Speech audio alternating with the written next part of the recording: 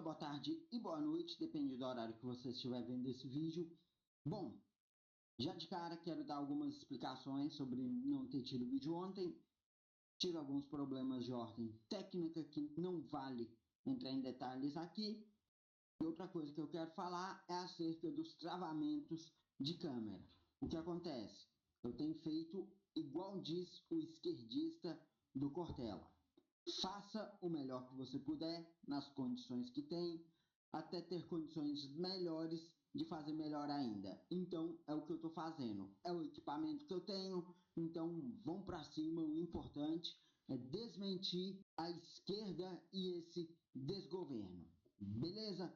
Dadas as explicações, vamos para o vídeo, porque eu tenho bastante coisa para falar para esse senhor aqui. Bom, aqui no início ele vai falar um pouco da carreira dele, parará pororô, caixinha de fósforo, encheção de linguiça, resumindo. Então vamos para um ponto importante que eu quero abordar acerca desse cidadão.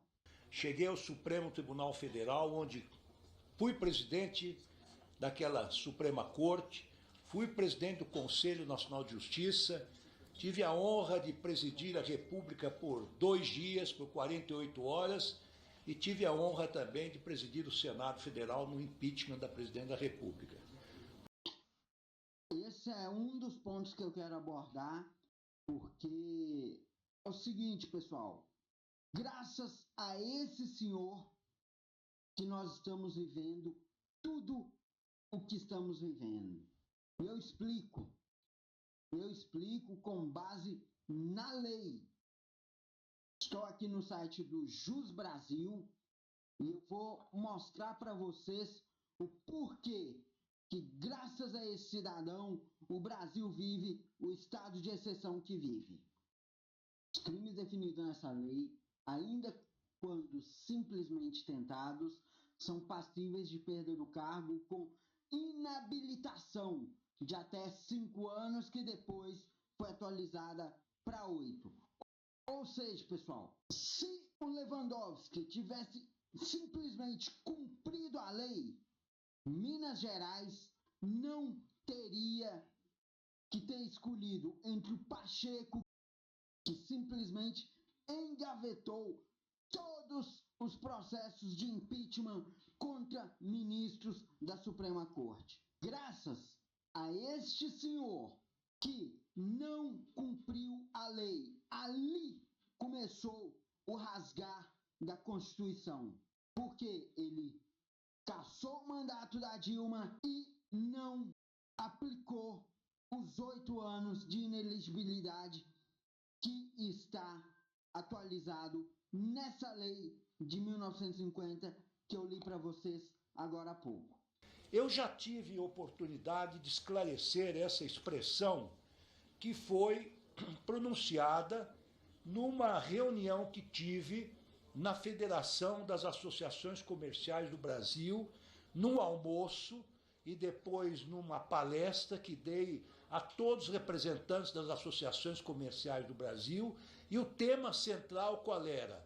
O tema central era o nosso projeto de PEC de instituir constitucionalmente um sistema de segurança único em todo o Brasil. Balela! Balela!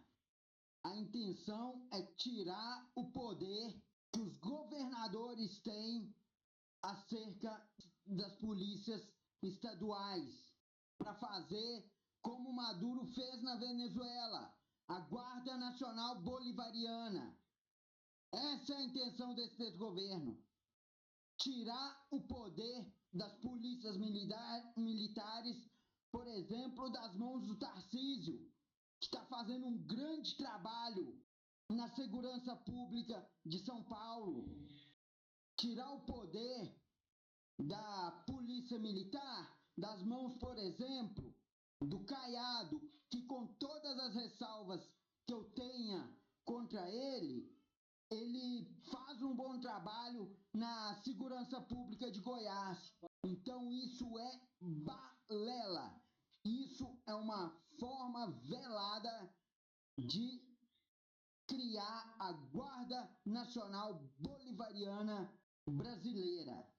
E respondendo a uma indagação de um presidente da Associação Comercial de Minas Gerais, justamente tocou-se na fragilidade, numa suposta fragilidade das audiências de custódia que soltavam criminosos que não deveriam ter sido soltos pelo Poder Judiciário. Suposta não. Há uma fragilidade nas audiências de custódia. Recentemente eu vi um vídeo, acredito que muitos devem ter visto, da juíza mandando desligar o ar-condicionado porque o detento estava com frio. Mandou oferecer um cafezinho quente para ele. Muitas vezes os policiais prendem o bandido e antes de terminar o boletim de ocorrência, os procedimentos referente ao boletim de ocorrência referente à prisão, o bandido já está sendo solto pela porta da frente. Então não vem com essa de suposta fragilidade não, ministro. Não vem com essa de suposta fragilidade não, porque realmente há uma fragilidade nas audiências de custódia. O que eu quero dizer que quando fui presidente do Supremo Tribunal Federal e presidente do Conselho Nacional de Justiça, nós estávamos com uma superlotação de presídios, como temos hoje. Nós temos hoje 690 mil presidiários no Brasil. Aposto que não são 690 mil presidiários que estavam rezando, que estavam manifestando. Aposto com o senhor isso, ministro. Aposto que são pessoas que cometeram assalto, que cometeram latrocínio, que cometeram homicídio, enfim. Temos 5 penitenciárias de segurança máxima, temos 1.400 penitenciárias estaduais. Nós estamos, este sistema está num estado inconstitucional de coisas, como disse o Supremo Tribunal Federal, e nós então, naquela época, com uma superlotação de presos que atingia a 850 mil presos, os presos dormiam amarrados nas grades das celas porque não tinham espaço para dormir no chão. Era uma situação absolutamente caótica. Eram presos primários, presos não reincidentes. Repito, será que essas pessoas eram inocentes, essas quase 900 mil pessoas? Com certeza não. Com certeza estavam lá porque cometeram crimes diferente dos presos do 8 do 1, que foram presos, que estão presos, na verdade, de forma injusta. Cadê sua movimentação para essas pessoas, ministro? Aí não existe, né? Aí não existe. Presos punidos com detenção, presos que poderiam ter, eventualmente, medidas alternativas ao castigo corporal, que é o mais grave, e nós... Medidas alternativas como poderia ter quem depredou em Brasília dia 8 do 1, né, ministro? Eles sim deviam ter medidas alternativas, mas não, estão presos por se manifestar. Então, com base no Pacto de São José da Costa Rica, que é a Convenção Internacional Interamericana de Direitos Humanos, que estabelece que qualquer cidadão preso tem o direito de ser apresentado a uma autoridade no prazo mais rápido possível, e este tratado foi internalizado pelo Congresso Nacional. Então nós o consideramos uma lei nacional. Pacto de São José, que também diz, ministro, que nenhum cidadão comum, e Jair Messias Bolsonaro hoje é cidadão comum, pode ficar inelegível a não ser que tenha cometido crime. E Jair Bolsonaro está inelegível por 8 anos pelo TSE. Foi, inclusive, depois promulgado pelo presidente da República, por resolução.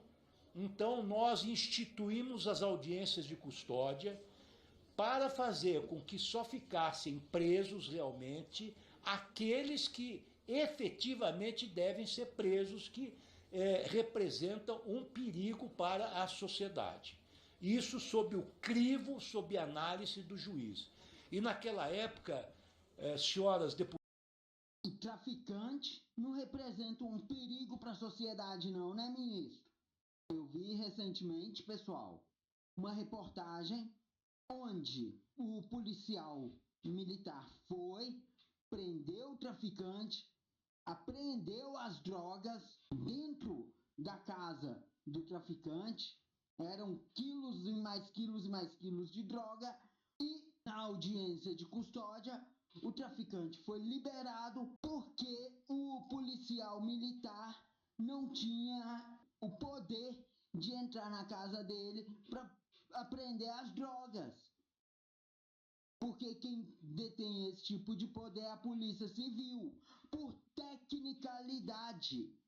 Deputadas e senhores deputados, nós tínhamos 40% dos detidos, eram detidos provisórios, presos provisórios, que não se defrontavam com o juiz por meses ou por anos.